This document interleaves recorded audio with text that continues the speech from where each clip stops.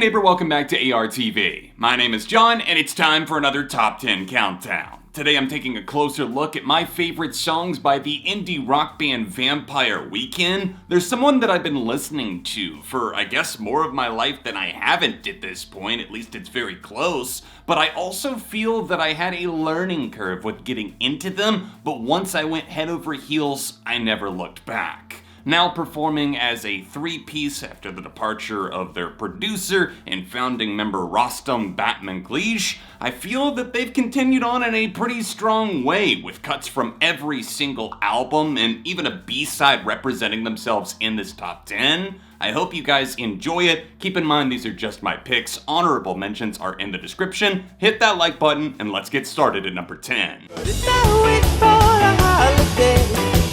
Start my fear to go away on someone's day ever seems so clear.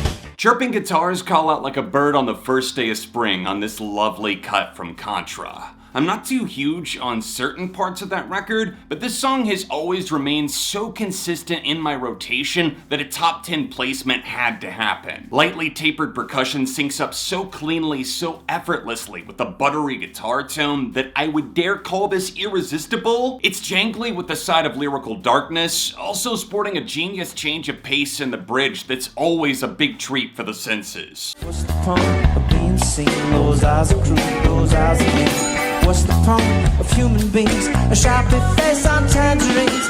Why's it felt like Halloween since Christmas 2017? Sardonic musings fall from the mind of Ezra Koenig like the apple falls from an orchard tree. It's a natural conflict he's always seemingly trying to untangle, this time starting at point A, the end of a relationship, and using a whole lot of clever wordplay to get to point B, that being the end of the fucking world. These cynical thoughts push off the idea of there not being a tomorrow for a different type of gloom, the kind that's accented by deep-seated bass and kinetic catchiness pouring out of the minimal instrumentation without ever overplaying its hand.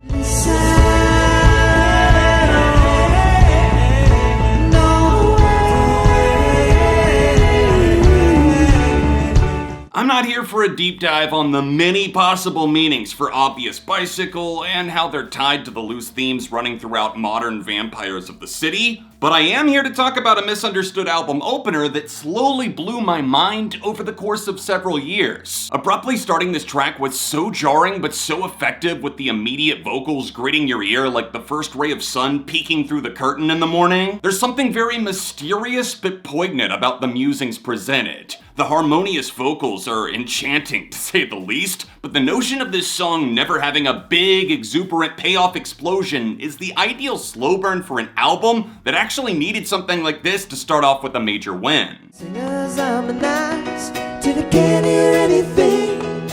Thought that I was free from all that questioning, but every time a problem ends, another one begins.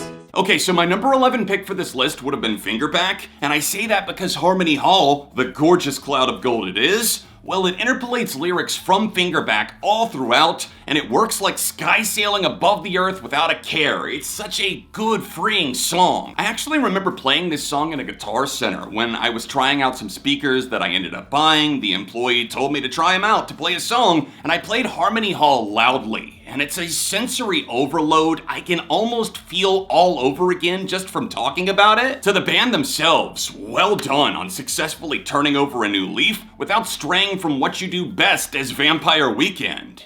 No, it's been a long time. You're right back where you started from. I see it in your eyes, but now you're giving up the gun. This song was the soundtrack to my senior year of high school, giving me some much needed tranquility and a very tumultuous time. I fucking love how visceral Giving Up the Gun is. In fact, it's kinda like Willy Wonka's factory. Everything's coated in candy. Clacking percussion joins a choir of ringing synths to float Ezra's voice like a boat through the canals of Italy. You feel fancy while listening, and maybe that's just a Vampire Weekend at large thing, but it definitely hits home on this single, and that typhoon of an outro alone makes it worth coming back to over and over again. Who gives a fuck about an Oxford comma? I've seen those English dramas too. They're cruel. So if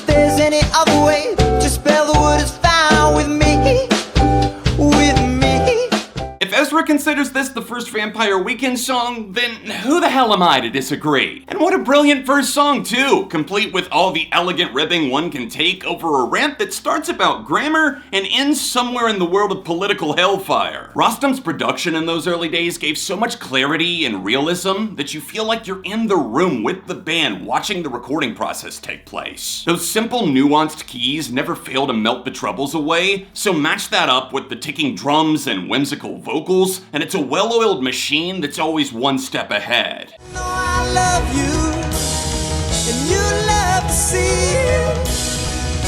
But what only water contains a little drop for me.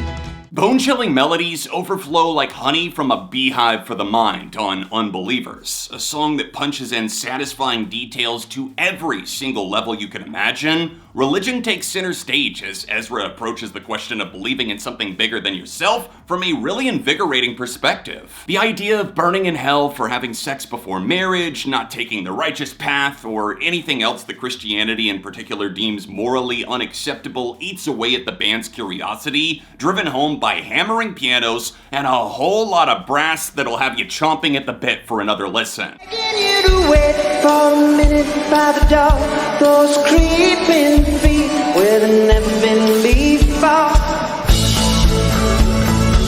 From the moment I heard the opening guitar intertwining the strings, I knew Ottoman was destined for greatness far beyond what its very plain title would imply. Kings and queens rise and fall, much like the Ottoman Empire, which is of course where the name of this song comes from. A cross between that and the living room furniture, the Ottoman that's often associated with rich people having it in their house. Lovely orchestration has the band sounding like they're about to play in a ceremony fit for royalty, only to slip in that bureaucratic commentary right under their noses, since in this scenario, it seems like the band are more like the jester, not the king. Walcott, don't you know that it's insane? Don't you wanna get out of Cape Cod tonight? One of my best friends in high school fucking hated this song, which was made even more hilarious to me because my other best friend showed me Walcott in the first place, and then the two of us would gang up and blast this full volume to the other guy as we were driving on the highway, so there was no possible way he could escape. In hindsight, maybe a bit cruel, but still funny to me because I genuinely love all of this song and all of its booming piano and string popped collar preppiness, so much so that I would play the opening piano riff on my iPod Touch piano app non-stop.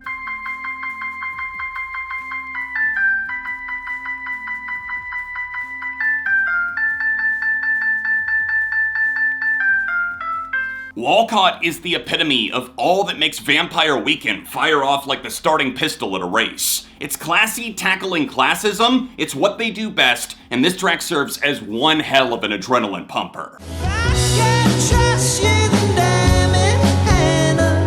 There's no future, there's no answer.